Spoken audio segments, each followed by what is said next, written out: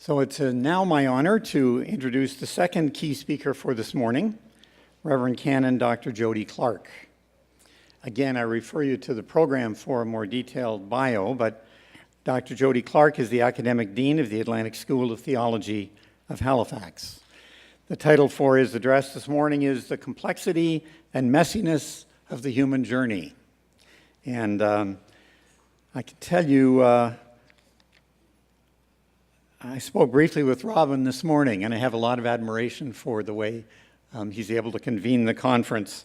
And it brought back to my mind this image of how complex and how messy the world can be, but the image of the duck that is so calm on the surface and paddling like crazy underneath. And I know Robin has been doing that for several days and helped to get me here today. So, the complexity and messiness of the human journey. I admit that I kind of yearn for simplicity and for organization, the other end of that spectrum. But I've kind of long felt that that may be overrated, that maybe we don't accomplish very much when our lives are their simplest and their best organized. So I look forward to hearing what Dr. Jody Clarke has to say to us this morning. I got a feeling I'm going to learn something important.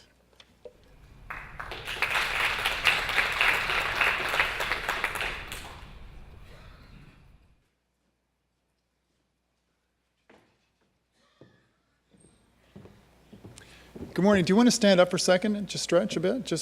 You can if you like, if you want. Good, just stretch. I actually invite people to do some stretching exercises, but just feel free to, that's great. Just get into it and move. If you don't want to stand, that's okay too. Just take a breath. Get them when you feel like you can sit down again. That's great.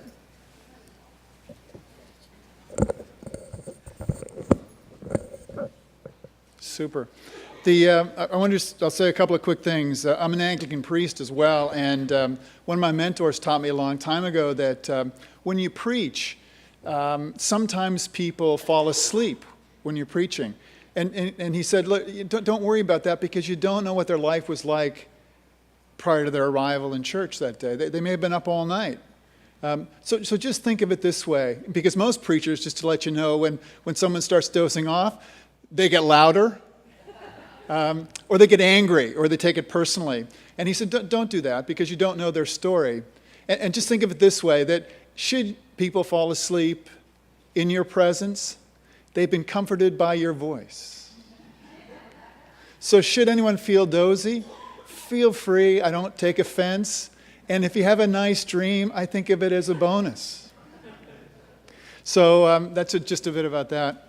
I also want to say thank you so much to Robin and to the organizing committee for inviting me to be a part of this. It is a humbling invitation, so that I would even have something that might contribute to our conversation. It's both a daunting task and a humbling task, so thank you so much. Thank you, Anne, too, for your first presentation today. It sparked all kinds of lovely ideas. I took copious notes while you spoke. So another just piece of background before I dive into what I want to do today. Just with regard to the title, this is kind of how I would do the title. I love the title, by the way. But I also want to be really brutally frank and honest about the things that stop us from finding peace. So this is how I do the title. Robin's title is much more effective and efficient, but this is what I would call the subtitle. Spurs new thinking on how religion can usher in curiosity, courage, a capacity to risk, painful introspection as a possible pathway to peace in our time. But that's much shorter and much more useful. But thematically, that's exactly what I'd like to do because, we can sit back and be nice to each other, but that's really not honest. The Christian adage, you got to do the Christian thing, which is to be nice, and that breeds brutal dishonesty because we do the nice thing and we don't do the thing that actually demands some rigor. So today's talk is really about the nature of that journey, that rigorous journey. The reason I say, the Christian thing to do, which is the nice thing to do, and that's actually quoted from a book by a rabbi who said that even Jews are caught by that same statement. let's do the Christian thing, which is to do the nice thing, as if somehow that's a maxim, and it's also a way that we avoid difficult conversations, both in life and in journey. So that's a big part of what I'd like to talk about today. Okay. Just to pick up a bit on a theme that was in Anne's work, I'm going to argue that we are enslaved by all kinds of forces. And when we become enslaved by forces, and I want to use the word graphically, we are not free to act with conscience or with awareness. So if materialism becomes something that enslaves us, it enslaves us, and we are not free. So today's talk is really about the nature of freedom. The last thing I'll say before I dive into my paper, I'll put my timer on too, actually, just so I can make sure that I'm on time. I put myself down for 25 minutes, and then I hope we'll have some conversation. So the alarm will go off. When Robin asked me to speak, he said then he asked for a manuscript. This is the manuscript. I've never worked off manuscripts as a speaker my entire life. So this is a brand new venture for me. So bear with me as I kind of read my thing, because I don't usually do that. I usually read how sleepy you guys are and then try to work accordingly. Okay, so here we go. This is the messiness of the human condition. First of all, we need to talk a little bit about messiness. A complex, free world would be a world bereft of the dynamic energy we need to be human beings. In fact, it would be so stagnant that we would likely want to spice it up, recognizing that if we didn't, we'd die. In other words, if there's no stress, we'd die. A stressless world void of anxiety would cause our imaginations to atrophy, our resolve to collapse, and we would quickly stumble into a state of acedia, or as Thomas Aquinas described it, a state of restlessness and an inability to either work or pray. Aquinas' description of acedia might give it too much credit, for there is a vigor even in the word restlessness. Let me frame it differently. Acedia is a slow, thoughtless drift to a state in which the individual neither cares for his or her state, and furthermore, does not care about not caring. It lacks even the integrity born of despair. This paper will not be about the way in which the world is, whether we like it or not, drifting into a state of acedia, though it's very possible that we'll find ourselves on the shores of it at various points in this talk. Before I return to messiness that permeates much of what I'd like to explore with you this morning, a final word about acedia. It is sometimes compared to one of the original 7 deadly sins, sloth. In fact, acedia was originally listed as one of the original 8 deadly sins. So if you look up the 7 deadly sins in the Western canon, there were actually 8 in its first iteration, and acedia was one of those 8. With its elimination, it became a parataxic distortion, or a self-fulfilling prophecy. It became invisible. And in so doing, it became even more sinister. This capacity to not care and not care about not caring. Sinister is a useful segue back to the primary theme, namely messiness. A little bit of messiness is necessary, as I said earlier, for us to survive as a species. So what makes messiness burdensome to a degree that messiness indeed needs to be monitored, studied, and addressed? Moreover, what makes messiness destructive, oppressive, and a plague on all our houses? The answer resides in the unconscious. The unconscious of the individual and the collective unconscious of a family, a group, a sect, a religion, or a nation. The unconscious is that part of the human fabric that resides beneath the level of awareness. For people who've been deeply traumatized, particularly those who've been emotionally injured early in life between the ages of, say, 1 and 4, The unconscious is often very primitive. This means that their emotional defenses are poorly structured. As a result, such people have great difficulty living in the world. Their defense mechanisms, and I should say a word or two about defense mechanisms. The first thing that I want to say about defense mechanisms is we all have them. Defensive structures live, move, and do their work on the frontiers between each person. At a very basic level, they keep us safe. A couple of very benign defensive structures include, for example, intellectualization. A person asks a question that contains a degree of emotional content, and he or she moves into and the respondent moves into the head. So, for example, I might say to you, "How are you feeling?" The intellectualized feel. So you heard, "How are you feeling?" I'm actually interested in you, or someone's interested in you, and the response is this: "Well, that's an interesting question. I was just thinking about that the other day." An intellectual response. The defensive structures come up. Another benign structure is avoidance. How are you feeling? It's funny you should ask that question. I was just about to go for a walk. So we avoid the question embedded in, the feeling embedded in, how are you feeling? Those are benign. We do it all the time.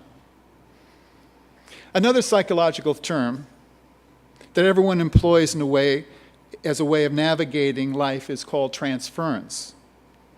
Transference has been at work since the beginning of time. But the psychological concept is made more relevant in recent years by Freud and the Neo-Freudians. Freud noted that people transfer or redirect unconscious feelings from one person to another. A pathological understanding of transference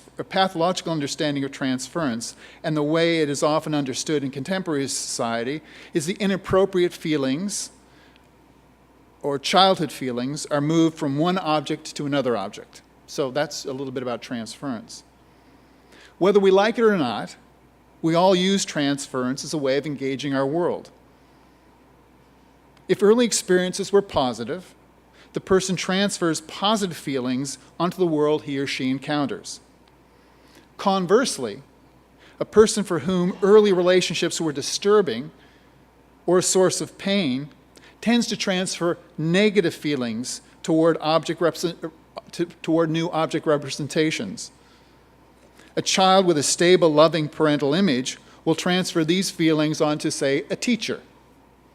The child may, as a result, be a little too affectionate, a little too trusting. But for the most part, these relationships work well.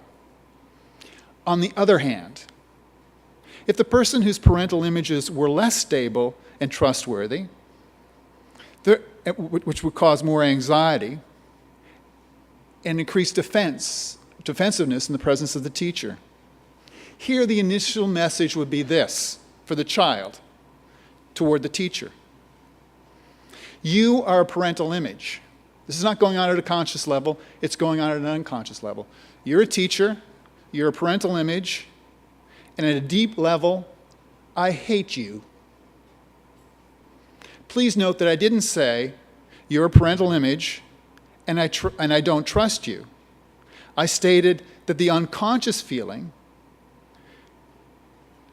not the thought or conscious state, offers up this: I hate you. The deeply traumatized unconscious harbors much more aggressive emotions, less nuanced, more primitive, more destructive. So what does a primitive defense look like? Again, I'll go back to a little narrative. How are you feeling?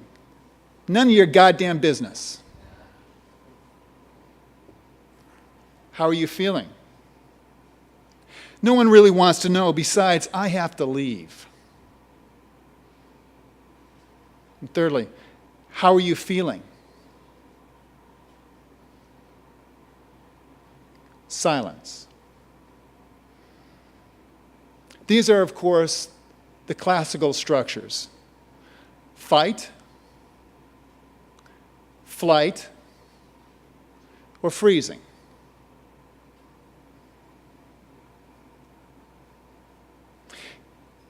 I've offered you actually a really rudimentary diagnostic lens. It's reasonably useful. The reflective diagnostician may say, I would say at that point, why did the person become hostile? Why did the person just distance him or herself? And what caused that person to shut down? In normal conversation, none of us have license to do much more than say, I just encountered a defense mechanism, I wonder why. And so we, being a civilized people, would back away. And why do we back away? But why do we back away? In part, we back away because we experienced an uncomfortable feeling in ourselves. We experienced some anxiety when someone said, I don't really want to talk to you. It's none of your goddamn business. Our anxiety goes up, and so we back away. We have sensed that something's off. Two unconscious states have met each other. The defense mechanism of the other has erected a wall, and so has the one asking the question. When someone says, pushes back, we wash our hands and walk away. And that is a seed of war. The other threw up a stop sign, and as noted, we civilized people acknowledge the person's right to privacy. It's a wonderfully rational position to hold. Please note that I said rational. Because we too are in possession of an unconscious, and because we have sensed something hostile, we too have erected a cognitive wall.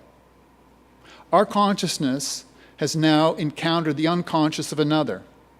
And in a neoliberal world of privileged autonomy and individuality, we are free to righteously back away. But this paper is about messiness. The question is, do we want to risk messiness? If we take a counterintuitive position, then we're obliged to move toward the storm and not away from it. We don't become slaves to our own anxiety. This gives rise to avoidant behavior, and what then? What if we move toward the pain, toward the anxiety, toward the deep emotion communicated by the other, and give expression in a manifestation of defense mechanisms? What then? If we don't engage the other, even the hostile other, we will allow ourselves to respond to their hostility by building walls. And what future do we have when we build walls?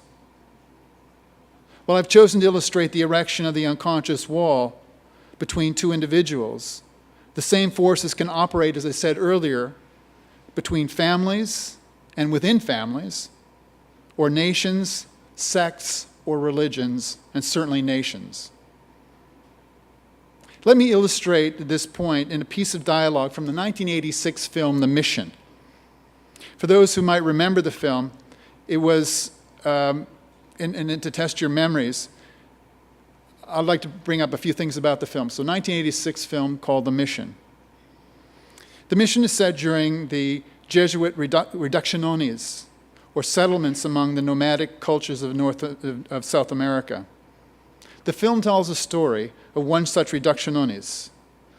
The central character is Father Gabriel, a missionary, and Rodrigo Mendoza, a Spanish mercenary. The story is actually based on true events. Basically the 1750 Treaty of Madrid, in which Spain seceded part of Paraguay to Portugal. The movie is narrated by Bishop Altomareno, and it's based on a true figure, Luis Altomareno. Bishop Altomareno was sent by the Jewish Superior General, Ignacio Vicentes, to oversee the transfer of Paraguay and its seven reducciones to Spain, from Spain to Portugal in 1751. The indigenous society that lived there were known as the Guarani. In that time, Spain, unlike Portugal, had outlawed slavery. The treaty was designed to stabilize the Jesuit order in Spain. So this is affecting the people of South America by a treaty in Spain. And by this, Portugal could now occupy land formerly controlled by Spain. But when they control that land, they're then able to impose slavery on the nomadic people of that culture. So a European settlement based on the desires of the Jesuits will now inflict incredible damage on a group of people in South America. That's what's taking place. That's a piece of history. This group of people had been civilized or Christianized, on whatever term you want to use, for 100 years. So for 100 years, they'd lived in freedom in these reducciones. The climax of the film occurs during the final stage of the Guaranian War in 1754 to 1756, during which time the Guarani defended their land and homes against the Spanish-Portuguese forces that sought to implement the treaty. The movie is set in one of these missions. Father Gabriel is loosely characterized by Father Rodrigo Gonzalez de Santa Cruz. He was born in Paraguay in 1576. His parents were Filipino. He spoke Guarani and became the first European to enter the southernmost part of the Rio Grande do Sul, or the southernmost part of Brazil. For historical note, Father Gonzalez was made a saint by John Paul II on May 16, 1988, thus becoming the first Paraguayan saint. Now, I just want to tell you a little bit about the screenwriter, because, again, his story is really fascinating, too. The film was written by a man by the name of Robert Bolt. Now, Robert Bolt was an English person, and he developed an interest in Thomas More. And he wrote The Man for All Seasons. It was a very, very, very famous play written in 1960 and staged in 1960 in London. The Vatican considers it to be of religious significance. It focuses on the clash between Henry VIII and Thomas More.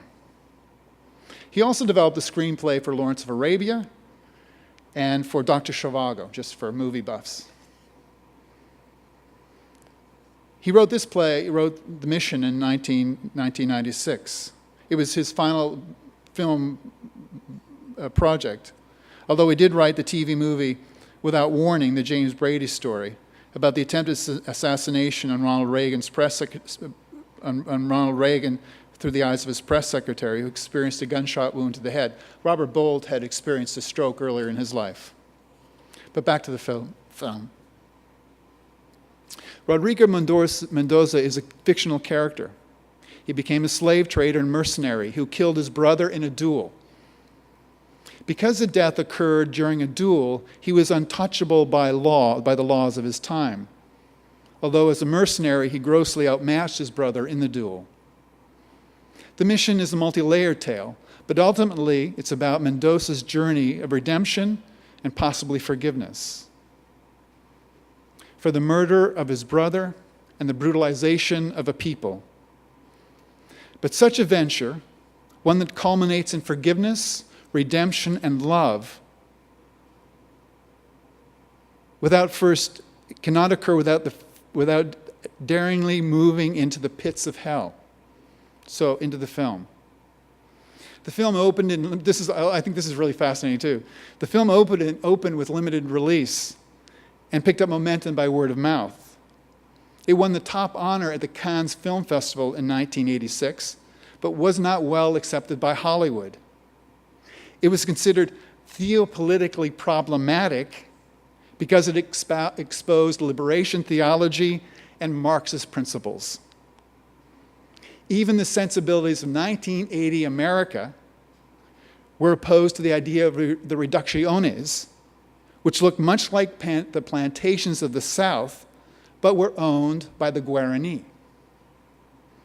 So the film opens. And it's first narrated by, as I mentioned, Aramendo, the bishop. He reads a letter from the Pope, seceding the lands from Spain to Portugal. Then we see Father Gabriel's relationship with the Guarani. By scene 6, we're introduced to Mendoza. Mendoza is a slave trader who's hunting the Guarani. That's where we first encounter him in the film. He's hunting the indigenous people. He's even shot them in the back. This is the community that Father Gabriel supports. Scene 7. The film returns to the town where Mendoza is seen flirting with a young woman and mentoring his young brother. The hostile Mendoza is charming to his love interest and warmly gentle to his admiring brother, until he discovers that his brother and the object of his love are having a relationship. We know nothing about Mendoza's early years. We know that he was a brutal and violent man, willing to shoot frightened Guarani in the back. We also know he's a man with very poor impulse control. And to that end, he finds himself in a sword fight with his brother, a sword fight that he instigates himself. It's not really a battle. Mendoza is a vastly superior swordsman, and in a few short seconds, he kills his brother. As mentioned earlier, the killing of another in a duel was above the law, and so Mendoza's crime goes unpunished by everyone except Mendoza, who places himself in a cell in the basement of a Jewish monastery. Father Gabriel has been summoned by the monastery, by the abbot of the monastery, who asks him, this is the film narrator, so I can catch the characters. So the monk, the abbot, takes Father Gabriel toward the cell. He says, "Do you know Rodrigo Mendoza?" Father Gabriel responds. His response is, "Yes, I know him. Yes, I know him." Indeed, he knows him. He knows him all too well. But Gabriel refuses to offer a poisoned narration. Yes, I know him. He is a murderer. He's a scum of the earth. He doesn't do that. He simply says, "Yes, I know him." The abbot continues, "Come with me. I have a task. And you are the only one who can do it. He's been here for 6 months. He won't see anybody. I think he wants to die." Father Gabriel approaches Mendoza, who is sitting in a self-imposed jail cell. He looks down at Mendoza, who does not acknowledge Gabriel's presence. The portrait is one of misery. It's a picture of a murderer. It's a picture of murder. It's a picture of hatred. It's a picture of self-loathing, of misery, and a deeply disturbed unconscious. Perhaps with some fear and trepidation, Father Gabriel enters Mendoza's cell. He's willing to enter into hell, into the messiness, and the engagement begins. Father Gabriel, "So, you've killed your brother. It was a duel, and the law can't touch you." Mendoza remains silent. His posture is not one of fight, flight, or freeze. It is almost closer to acedia. The internal landscape lacks dynamism and the grit of life. Mendoza wants to die. But first, he wants to torture himself. Gabriel offers a summary of the situation. It's basic. There's no need for elaboration. The priest's statement is an observation of fact. It is penetrating.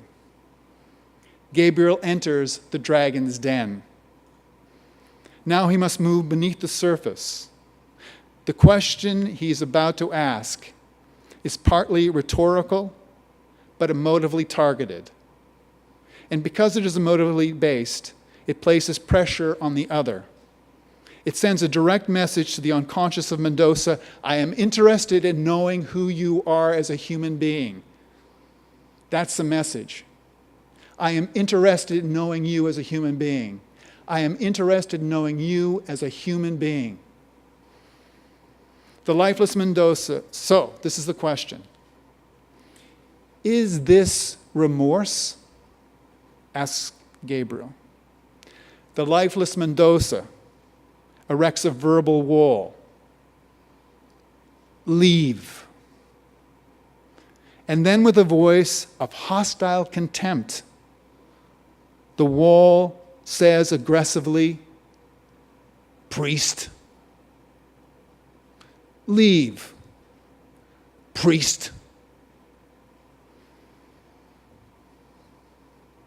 Undeterred, Gabriel continues, maybe you wish I was your executioner.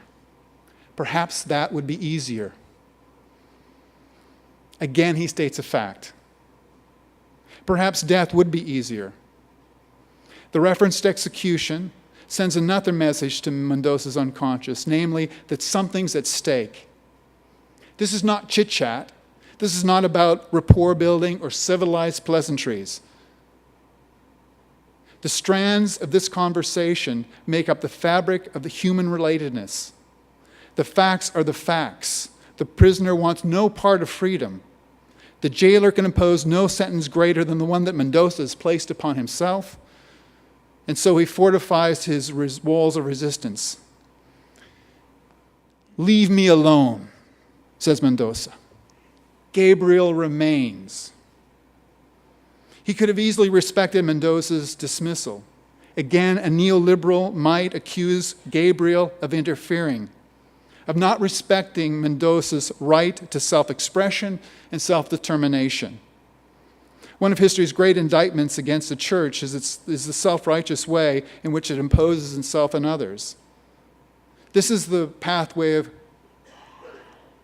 colonialism and the destruction of cultures. In this scenario, the ecclesial bodies lack an awareness of its own unconscious world. It is a point worthy of further exploration at another time. In the case of Gabriel and Mendoza, may I suggest that a deeper dialogue is going on. It's a conversation between two unconsciouses, Mendoza's pathos-ridden unconscious and Gabriel's empathic unconscious, that hears the deeper distress that the two men are engaged in. What right does Father Gabriel have to remain when he's been unceremoniously invited to leave? He enters the messiness of life, and not as a matter of right or wrong. The continuum of good and bad has no place in the realm of suffering.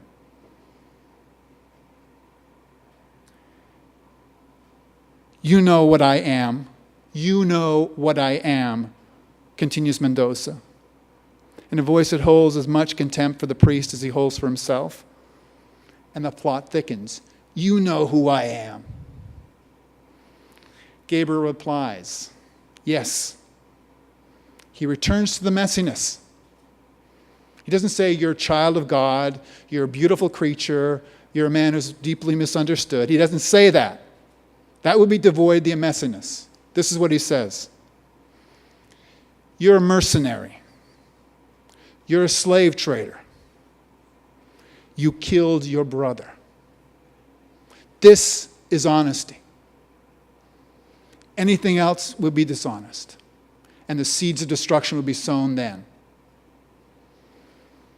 You're a mercenary, you're a slave trader, and you killed your brother. This is the empathic road to take. It's counterintuitive. It's no longer nice. The gloves have come off, the hands get dirty. He continues, I know, and you loved him, speaking of the brother, although you chose a strange way to show it.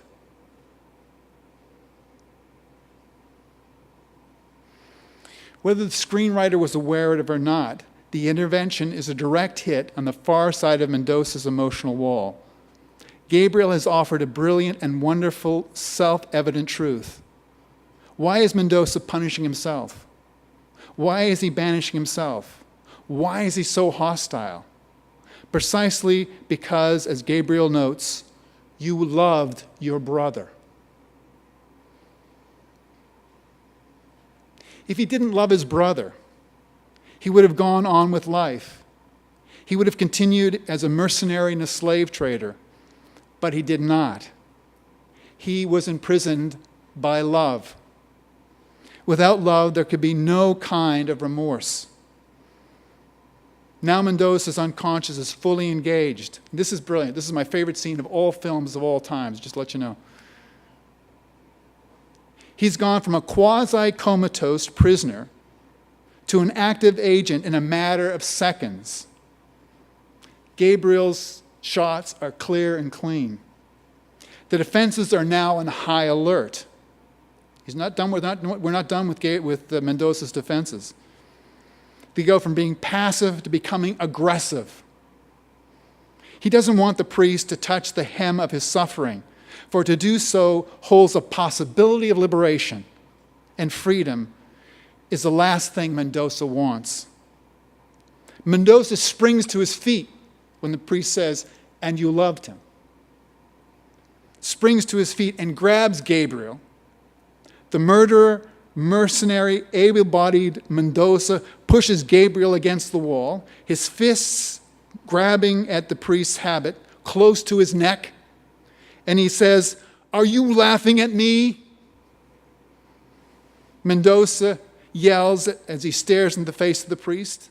Mendoza continues, now more aggressively than before, "Are you laughing at me? Are you laughing at me?" In the world of spiritual care, we talk about the importance of being a non-anxious presence in the face of crisis. Gabriel has awoken Mendoza's inner beast. It's pinned him against the wall by a fierce creature. He is pinned against the wall by a fierce creature who is undoubtedly a more able warrior than the priest. To enter into the messiness is not about accepting paradigms of superiority, of might is right, of winners and losers. To enter into messiness is an antidote to the master-slave worldview. To enter into the messiness of the human condition, we must adopt a different pattern, one built on courage, openness, vulnerability, and the values of egalitarianism. Gabriel has engaged Mendoza because he is willing to acknowledge the love of this man and his love for this man. He has set aside hatred. He set aside his hatred of the slave trader. In the world of right and wrongs, Father Gabriel could have easily walked away saying, "A life of misery is exactly what Mendoza deserves. May he live in the hell he's created for himself." There is no love, there is no hope, there is no peace if there is no desire for retribution. There's only the perpetuation of torture. For Gabriel to ignore Mendoza's plight is to participate in the proliferation of misery. To turn into the storm and willingly encounter the pain of another is to move into uncharted land, one that will make many demands of Father Gabriel and Mendoza. To move away from Mendoza's incarceration,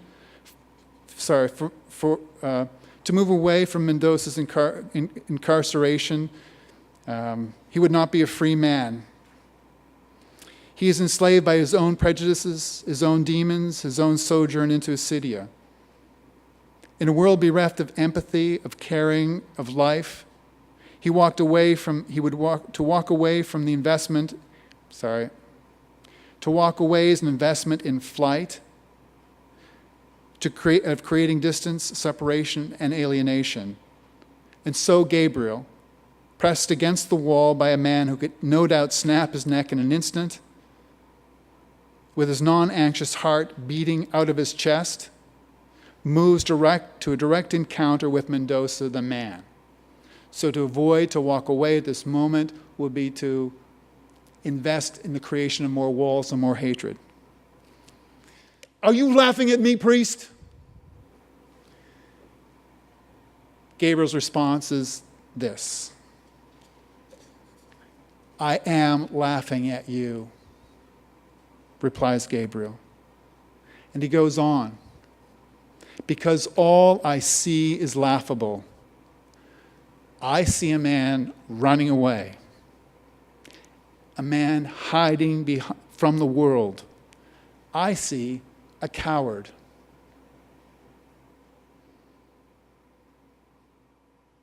"Go on, go on," Mendoza both asserts and plaintively demands as he stumbles back to the floor. So is that it? Is that how you mean to go on? To stumble back to the floor? There's nothing else, states a resigned Mendoza.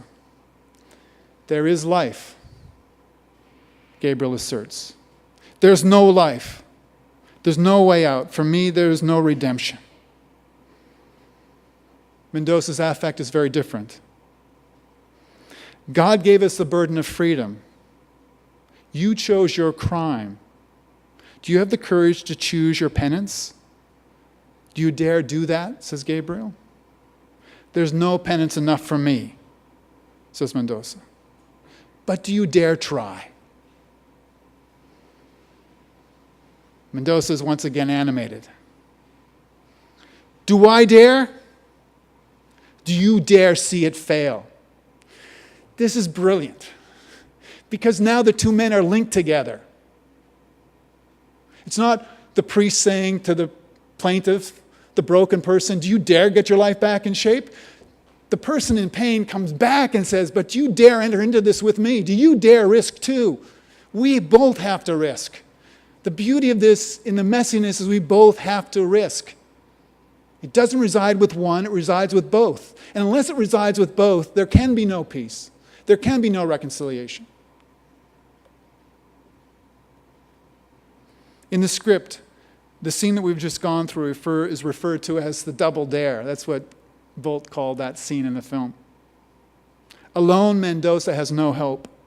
There's no path forward. Alone, there is no freedom, no opportunity, no escape. But in relationship, the seeds of hope hold the possibility of germination. Something's at stake for Mendoza and for Father Gabriel. Father Gabriel has created what Canadian psychiatrist Dr. Habib Davanloo describes as a head-on collision. It's not a collision between Gabriel and Mendoza, though it could seem that way. It's a head-on collision with himself. The head-on collision is an intervention aimed at addressing a myriad of defense mechanisms being developed by the person, by the other, in this case Mendoza. It's a direct appeal to the person's will to overcome the resistances that cripple the person's entire life. It is short, sharp, and focused, as Gabriel was short, sharp, and focused. It animates change. The focus is on the will, the reality of the circumstance and the consequence of maintaining the resistance of the self-defeating patterns. Let's take a hard look at what's happened here as the first part. You have a problem. We have a problem. And we want to either address it or not. But in order to deal with it, we'll have to bring our full wills to this task. You have pain in your life, misery in your life. So let's address the roots that cause the crippling. The head-on collision simultaneously animates the will of the other,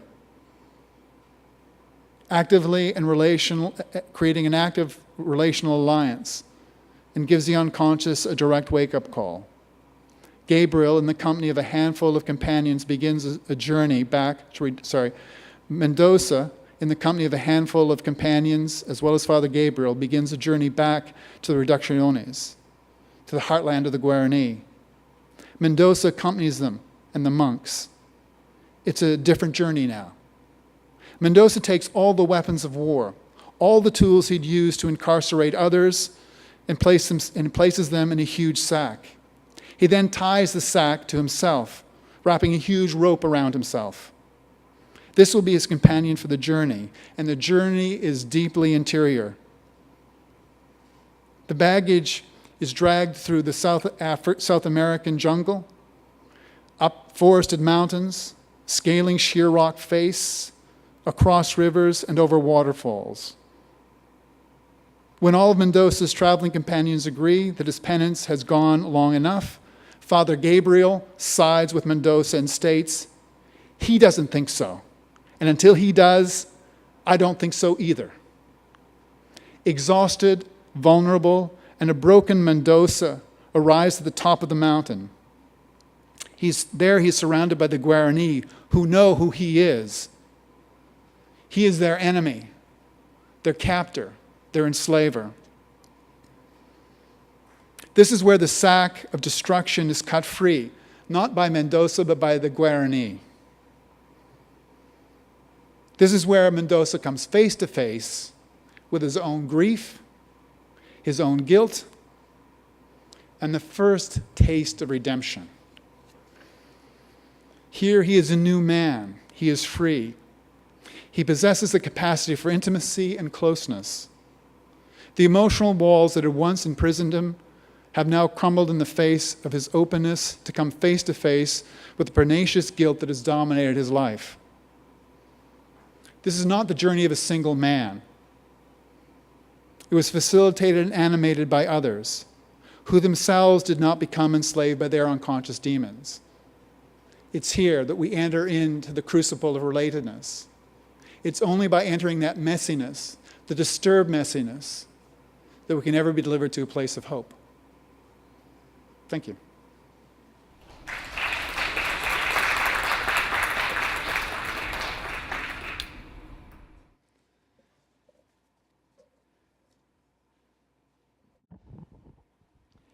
Thank you, Dr. Clarke. And I presume you're willing to take a few questions? Happy to, yeah.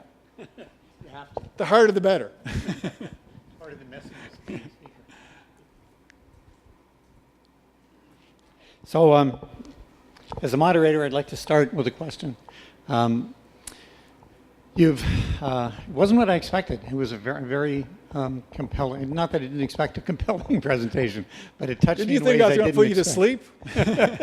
No, it touched me in ways I didn't expect. And it's about having the courage to enter that kind of messiness, to kind of make that your something that you can do. And that requires a lot of internal strength. And a lot of us draw our spiritual strength, the strength to do that kind of work, from our religious basis. Others would argue, and I heard that the tone from your professional background, that a lot of this is psychological, that we need the help of our priest, we may also need the help of our psychologist. I wonder if you'd comment about the intersection of religion and psychology. Sure. Thank you. I only, when I go to psychological conferences or sociological conferences or historical conferences, I only hear it as a theologian. So I only hear kind of the theological language of it. So much actually, like we heard earlier, I think have to embrace science. We need to embrace psychology, sociology, anthropology. I think it's a great, if religion thinks of itself as a silo, we miss the mark. Period. We need to pay attention to what goes on. So I love, I was just at a psychiatric conference last week, actually. So I'm a theologian at a room full of international psychiatrists. I'm not a psychiatrist, obviously. I've chosen a different path. I was going to say better path, but no, I didn't do that, because that would actually be an antithesis of what I spoke about. So I went there, it's a group of psychiatrists who don't believe in medication, that think a lot of our addresses or issues, our neurotic issues, can be dealt with through talk. And they say, look, and this is not the realm of simply priests. This is about all of us who, when we spend time with people, actually listen to people and are willing to enter into it. It's easy, when somebody is not nice to us. I preach about this every Sunday when I do preach. I said, look, when we encounter someone who's hostile, we can do two things. Or three things. We can freeze. Often we just dismiss them. Or we can actually say, I am interested. I'd like to know. And they say, no, you don't. I said, no, actually I do. I do. I want to know.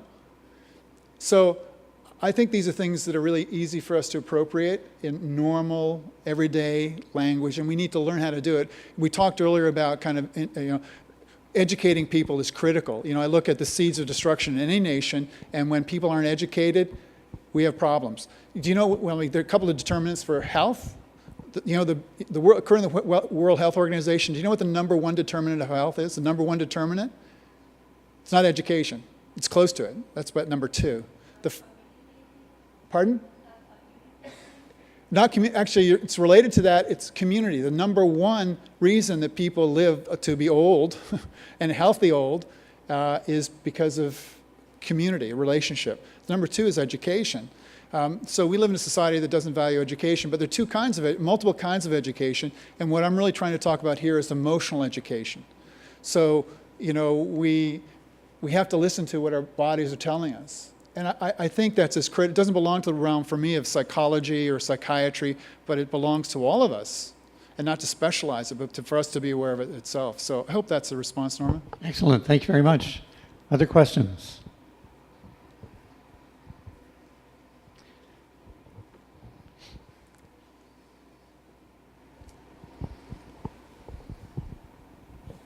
Thank you, Jody.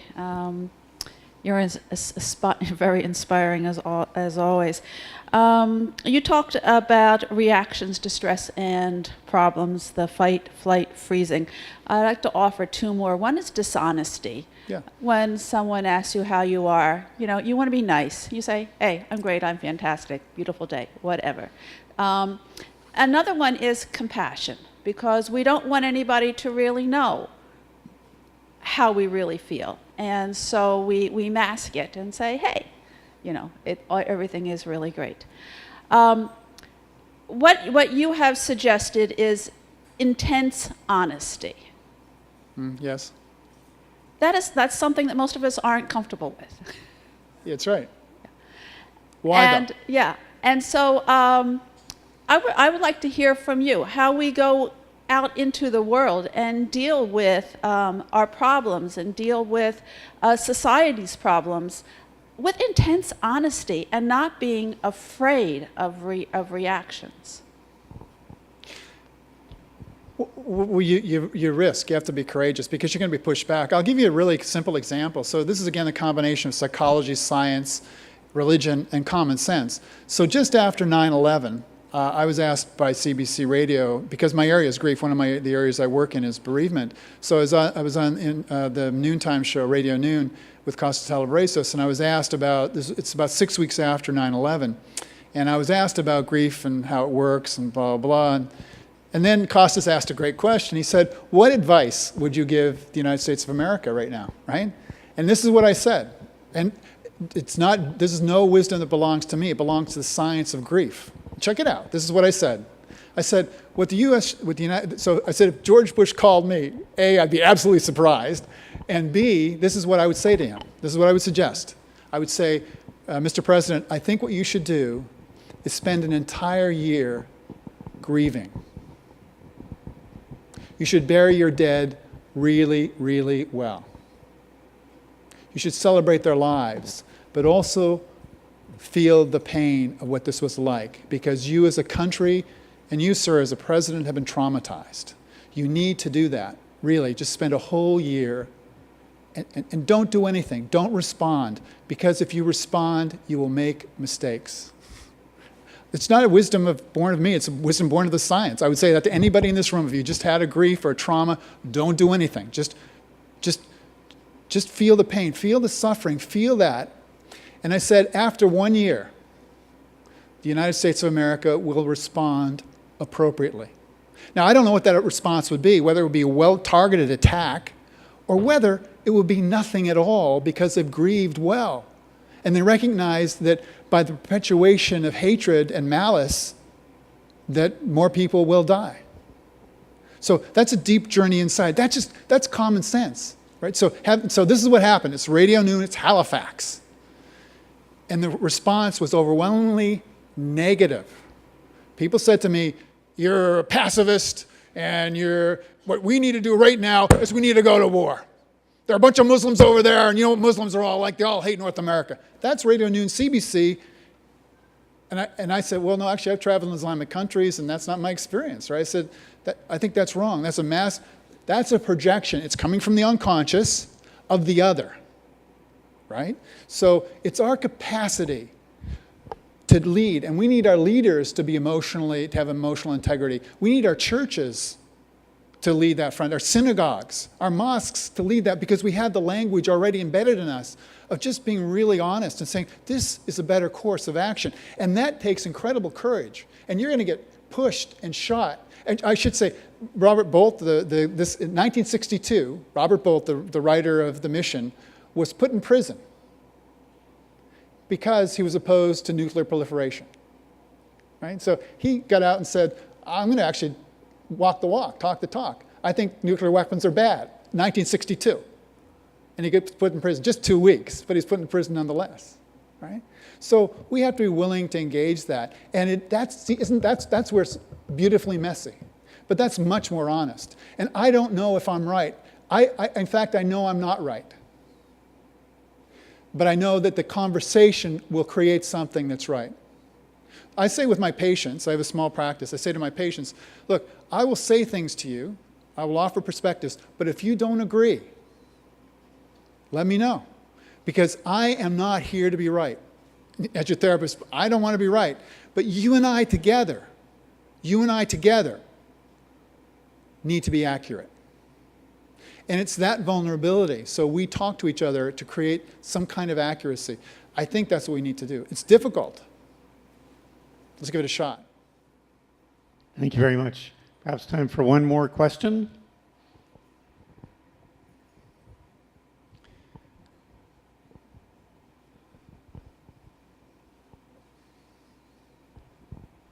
Thank you very much, Jody.